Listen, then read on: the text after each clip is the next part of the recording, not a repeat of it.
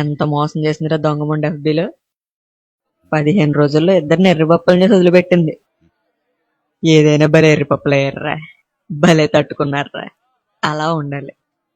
అలా తట్టుకుంటే చాలురా, ఆ తర్వాతే ఏదైనా. అదిగో చూడు, అందులో బీటెక్ వాడున్నాడు, డిగ్రీ వాడున్నాడు, ఇంటర్మీడియట్ వాడున్నాడు, 10th క్లాస్ వాడు కూడా ఉన్నాడు. ప్రతి ఓడి ఆరాటం ఒక్కటే. దేవుడా, అమ్మాయి ఫ్రెండ్ రిక్వెస్ట్ యాక్సెప్ట్ చేసేలా చూడు.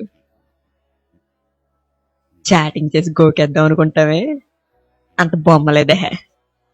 అమ్మాయిలు సోది మొహాలరా. అమ్మాయి అంటేనే సోది.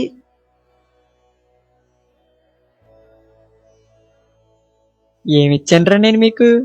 సిస్టమ్ ఇచ్చానా, నెట్ ఇచ్చానా, చైనా ఫోన్లు ఇచ్చాను గోకండ్రా అని.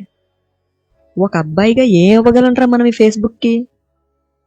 అమ్మాయిలతో కూడిన ఒక ఫ్రెండ్ లిస్ట్ తప్ప దానికి మించింది ఏదైనా ఉందేంట్రా? ఇదిగో, ఈసారికే ఈడు దాన్ని గోకాడు, ఈసారికే ఈడు దాన్ని గోకాడు, ఈసారికే నేను దాన్ని గోకాను. గోకడాల వరకు ఎందుకురా, మళ్ళీ రిప్లై ఎత్తది లేదు దానికి తెలీదు. అందుకే కనబడిన ప్రతి అమ్మాయికి ఫ్రెండ్ రిక్వెస్ట్ పడేసుకుంటూ వెళ్ళిపోతే చాలు.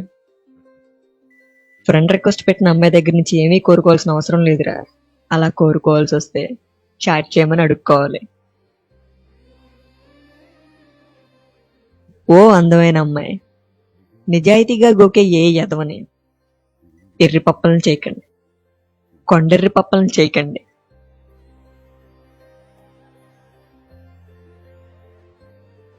అంతే.